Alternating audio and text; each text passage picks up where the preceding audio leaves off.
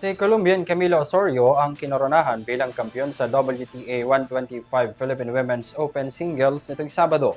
Siya ang kauna-unahang WTA Singles Champion dito sa Pilipinas. Tunghayan ang iba pang detalye sa Balitang Sports ni Kyle Basa.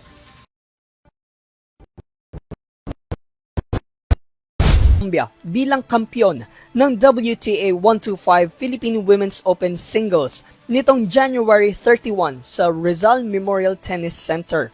Ito ay matapos talunin ang katunggaling nakaharap niya sa final stage ng torneo na si Donna Vekic ng Croatia. Hard-earned naman ang titulong natanggap niya dahil sa pinakita niyang masterclass performance.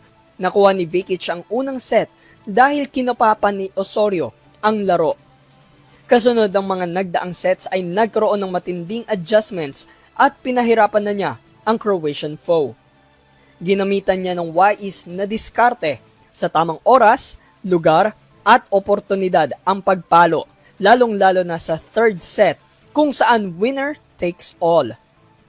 Naging consistent lamang ang Colombian player at nasungkit niya ang panalo. Ang naturang scores ng laro ay 2-6, 6-3, at 7-5.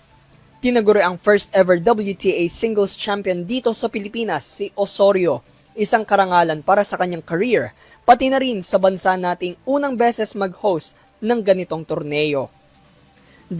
Dahil dito nakapanayam natin si Osorio tungkol sa karanasan niya dito sa bansa. Kung masasabi bang isa ito sa mga top 5 na bansang nilaroan niya dahil sa kabuuang suporta at pagmamahal niyang natanggap mula sa mga fans. Yeah, for sure. I think besides Colombia, this is my top one. No, I mean, it's just, as I said, like, they're very, very kind, very loving, and you can feel the passion, so it's very nice to see the energy. And yeah, I think it's in top 3 for sure. Like, I really enjoyed the environment. Para sa EuroTV News, ako si Kyle Basa. Sumasaludo sa bawat Pilipino.